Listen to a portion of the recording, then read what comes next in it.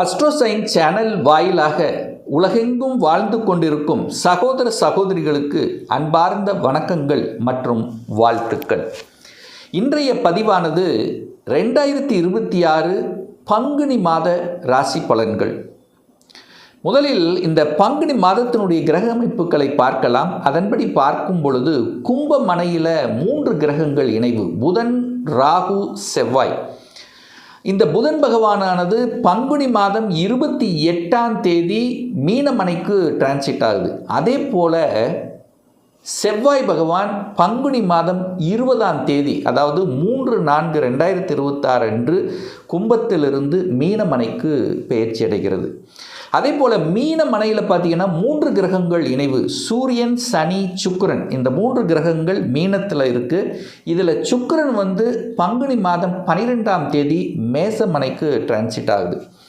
குரு பகவான் மிதுனத்தில் இதுவரைக்கும் வக்ரமாக இருந்தார். இப்போது வக்ர நிவர்த்தி அடைந்து அந்த குருவின் பார்வையால் பலம் பெறக்கூடிய அந்த துலாம் வீட்டையும் தன்னுடைய தனுசு வீட்டையும் கும்ப வீட்டை பார்த்து பலப்படுத்துகிறார் அப்படின்னு நம்ம எடுத்துக்கலாம். கேது பகவான் சிம்மத்தில், இந்த மாத தொடக்கத்தில் சந்திரன் மகரத்தில். ஸோ இந்த கிரக அமைப்புகளை வைத்துக்கொண்டு இந்த பங்குனி மாதம் என்ன பலன், எப்படி இருக்க போகுது, என்ன தெய்வ வழிபாடு, எதை செய்தால் நல்லது என்பதை டீட்டெயிலாக நம்ம 12 ராசிகளுக்கும் பார்க்க போகிறோம். நம்ம சேனலை நீங்கள் ஃபஸ்ட்டு டைம் பார்ப்பவர்கள் என்றால் மறக்காமல் சப்ஸ்கிரைப் பண்ணிக்கிங்க. மகர ராசி அன்பர்களே, பங்குனி மாதம் எப்படி இருக்க போகுது அப்படின்னு பார்க்கும் பொழுது உங்கள் ராசிநாதனான சனி பகவான் முயற்சி ஸ்தானம் 3ஆம் இடத்துல உட்கார்ந்துருக்கு. யாரோட சேர்ந்திருக்காருன்னா சுக்கிரனோட சேர்ந்திருக்கார். சுக்கிரனோடு சேருவது ரொம்ப ஒரு நல்ல தன்மை. சுக்கிரன் தான் இந்த மகரத்துக்கு யோகத்தை தரக்கூடியவன். 5க்கும் 10க்குரியவனான சுக்கிரனோடு சேர்ந்திருக்குது. அந்த சுக்கிரன் இப்போ இந்த மாதம் உச்சமாக உட்கார்ந்திருக்கார். அப்போ முயற்சியால் வெற்றி அடையக்கூடிய ஒரு நல்ல மாதம் பங்குனி மாதம். நீங்கள் எந்த முயற்சி எடுத்தாலும் சக்ஸஸ் தான்.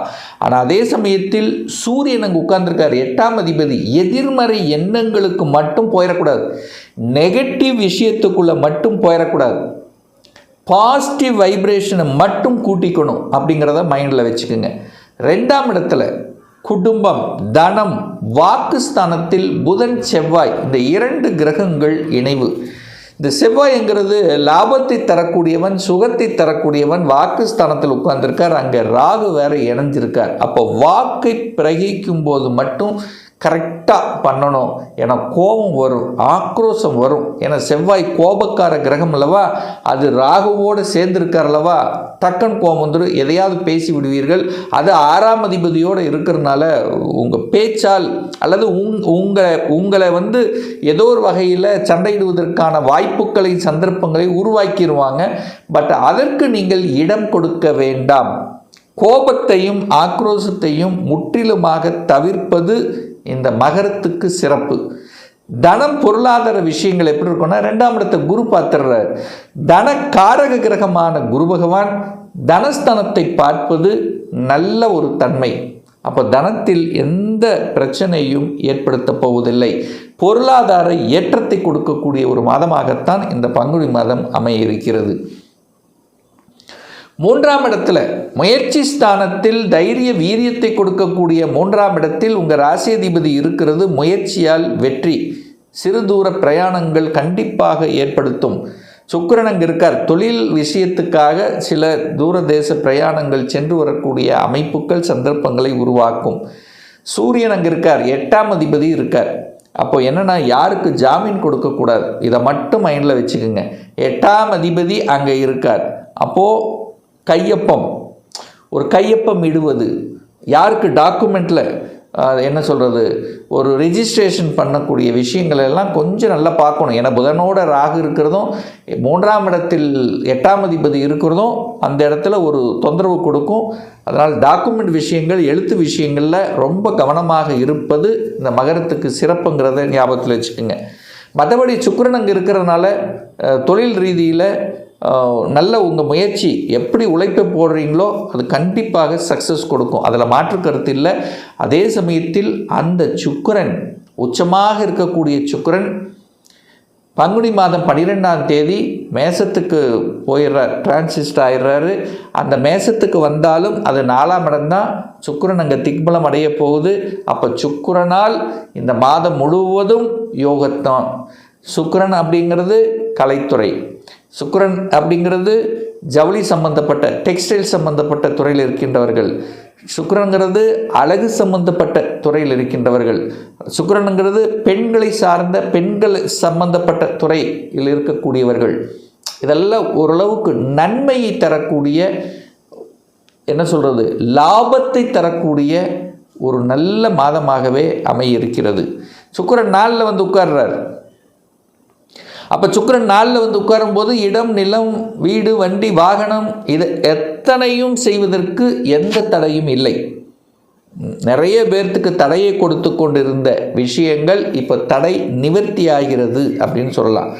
சார் ஒரு வீடு வாங்க முடியல சார், வீடு வாங்கணுன்னு ஆசைப்படுறேன், ஒரு லொக்கேஷன் கிடைக்கல, ஏதோ ஒரு தடை இருக்குது, ஏதோ ஒரு பிரச்சனை இருக்குது, ஏதோ ஒரு வில்லங்கம் இருக்குது, இது அத்தனையும், இந்த தடைகள் அத்தனையும் நிவர்த்தி ஆகிறது. விற்காத நிலம் கூட விற்பனையாகக்கூடிய தன்மை, ரியல் எஸ்டேட்டில் என்ட்ரி ஆகக்கூடிய தன்மை, ரியல் எஸ்டேட்டில் லாபத்தை தரக்கூடிய தன்மை. ஸோ இப்படி நல்ல விஷயங்கள் நடக்க, அதாவது வீடு சம்பந்தப்பட்ட நிலம் சார்ந்த விஷயத்தில் நன்மை தரக்கூடிய ஒரு நல்ல மாதம் பங்குனி மாதம் இந்த மகர ராசி அன்பர்களுக்கு. 5ஆம் அதிபதி, 5ஆம் இடம்ங்கிறத பூர்வ புண்ணிய ஸ்தானம், பஞ்சமஸ்தானம்னு சொல்லுவோம் பார்த்தீங்களா. 5ஆம் அதிபதி வலுப்பெறணும். இந்த மாதம் வலுப்பெற்று இருக்கார். பூர்வ புண்ணியம் பலமாக இருக்கிறது. முன்னோர்களின் ஆசீர்வாதம் உண்டு. குலதெய்வ அருட்கராட்சம் நிச்சயமாக உண்டு அப்படின்னு நான் எடுத்துக்குவேன். ஸோ 5க்குரியவன் வலிமை பெறுகிறது. பதவி கிடைக்கும். அரசியலில் நாட்டத்தை கொடுக்கும். அரசியல் என்ட்ரி ஆவதற்கான வாய்ப்புகள், அரசியலில் பதவி கிடைக்கக்கூடிய தன்மை, வெற்றி பெறக்கூடிய தன்மை, இப்படி அரசு சார்ந்த அரசியல் சம்பந்தப்பட்ட அதிகாரம் சம்பந்தப்பட்ட அட்மினிஸ்ட்ரேஷன் சம்பந்தப்பட்ட சில விஷயங்கள் நன்மை தரக்கூடிய அமைப்பில் இந்த காலகட்டம் மகரத்துக்கு நிச்சயமாக உண்டு. 6ஆம் இடத்தில் குரு உட்கார்ந்துருக்கார். குரு தான் வங்கி, பணத்தை கொடுக்கும். வங்கியில் கடன் வேணுமா, நிச்சயமாக கடன் கொடுக்கும். 6ஆம் இடம் கடன். குரு 6ல் இருக்கார். வயிற்று சம்பந்தப்பட்ட விஷயங்கள், வயிற்று ஜீரணம் சம்பந்தப்பட்ட விஷயங்கள், ஏதாவது ஒரு தொந்தரவு, வயிற்றில் நரம்பு சம்பந்தப்பட்ட தொந்தரவுகள், ஸோ இந்த மாதிரி சின்ன சின்ன விஷயங்கள் கொடுப்பதற்கான வாய்ப்புகள் இருக்குது. அப்போ அதில் ஹெல்த்தில், அது ஸ்டொமக் ரிலேட்டடில் கொஞ்சம் கேர் எடுத்துக்கணும் அப்படிங்கிறத மைண்டில் வச்சுக்கோங்க. அதே சமயத்தில் 6ஆம் இடத்தில் இருக்கக்கூடிய குரு பகவான் நேர 12ஆம் இடத்தை பார்க்குறார். அந்த 12ஆம் இடம் என்பது தூரதேசம். அப்போ ஒரு வேலைக்கு தூரமாக செல்லக்கூடிய அமைப்பு, உங்கள் டிஸ்ட்ரிக்டிலிருந்து அடுத்த டிஸ்ட்ரிக்டு டிரான்ஸ்ஃபர் ஆகக்கூடிய தன்மை, அல்லது அதர் ஸ்டேட்டில் போய் வேலை பார்க்கக்கூடிய அமைப்புகள், அல்லது வெளிநாட்டில் போய் வேலை பார்க்கக்கூடிய அமைப்புகள், இப்படி வெளியூர், வெளி மாநிலம், அந்நிய தேசம் சென்று வரக்கூடிய யோகம் என்பது மகரத்துக்கு சிறப்பு பெறுகிறது. சார் திருமண வாய்ப்புகள் கைகூடுமா? 7ஆம் இடத்தை பார்க்கணும். சந்திரன் இந்த மாதத்தினுடைய தொடக்கத்திலேயே உங்கள் ராசியிலே உட்கார்ந்திருக்கார்.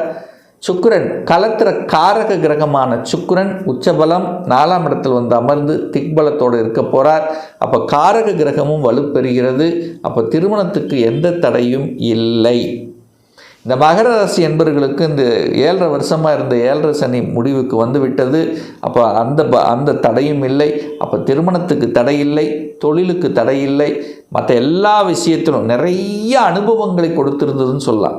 மனதால், உடலால், கடனால், உறவுகள் எப்படிப்பட்டது, பணம் எவ்வளவு இம்பார்ட்டண்ட், தொழில் சார்ந்த விஷயத்தில் ஏன் இல்லாமல் லேக்காக இருந்தோம், நல்ல தொழில் அமைக்கலை, எதனால் என்ன, அத்தனை விஷயங்களும் கண்டறிந்து நல்ல திட்டமிட்டு செயல்படுத்தக்கூடிய, இனி ஏறுமுகம்தான் மகரத்துக்கு, இனி இறங்குமுகம் என்பது இல்லை, இனி ஏறுமுகம் என்கின்ற அமைப்பில் தான் இருக்கிறது. தகப்பன் விஷயத்தில் மட்டும் கொஞ்சம் அனுசரித்து போகணும் அப்படிங்கிறத மகர ராசி என்பவர்கள் புரிந்து கொள்ளணும். ஏன்னா தகப்பனுங்கிறது 8ஆம் அதிபதியாக, சூரியனுங்கிறது 8ஆம் அதிபதியாக வருவார். அதே சமயத்தில் புதன் 9க்குரியவன், தகப்பன் ஸ்தான அதிபதி புதன் இப்போ ராகுவோடு இருந்ததுனால அவருடைய ஹெல்த்தையும் கொஞ்சம் கவனத்தில் எடுத்துக்கொள்ளணும் அப்படிங்கிறதையும் ஞாபகத்தில் வைத்து கொள்ளுங்கள் இந்த மகர ராசி அன்பர்கள்.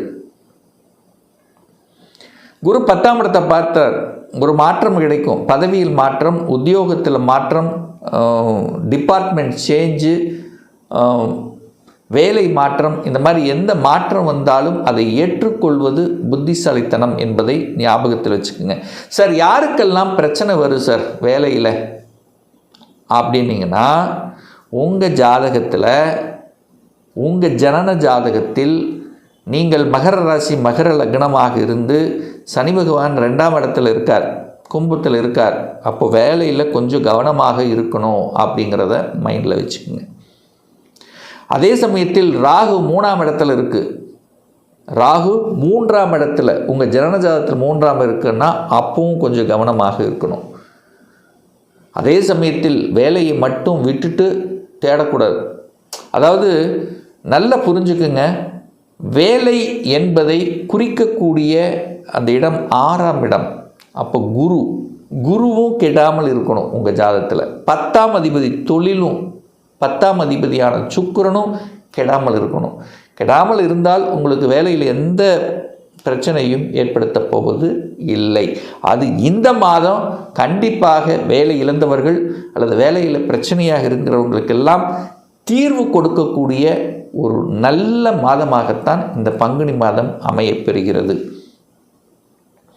இடம், நிலம், வீடு, வண்டி, வாசல் எந்த குறையில்லை. ஸோ நல்ல செய்திகளை, ஒரு குட் நியூஸ் உங்கள் காது கிடைக்கக்கூடிய ஒரு நல்ல மாதம் தான் இந்த பங்குனி மாதம் மகர ராசி அன்பர்களுக்கு. இப்போ நான் சொன்னது கோச்சார ரீதியாக இந்த பங்குனி மாதத்துக்குரிய ஒரு பொதுவான பலன்கள். இந்த ராசி நட்சத்திரத்தில் பார்த்தீங்கன்னா பல கோடிக்கணக்கான பேர் இருப்பீங்க. எல்லாருக்கும் ஒரே பலன்னா கண்டிப்பாக இல்லை. ஏன்னா ஒவ்வொருத்தரும் டிஃப்ரெண்ட்டு. ஒவ்வொருத்தருடைய தசாநாதன், புத்திநாதன், அந்தரநாதன் கண்டிப்பாக வேறுபடும். இந்த பலனை குறைஞ்சது ஒரு 3 மாதம் பாருங்கள். கரெக்டாக சூட் ஆகலைன்னா கண்டிப்பாக உங்கள் தசாநாதனுடன் 6, 8, 12ஆம் அதிபதி சேர்ந்திருக்கும் அல்லது பாவகிரகங்களுடைய தொடர்பில் கண்டிப்பாக இருக்கும். ஒரு துல்லிய பலன் வேணும்.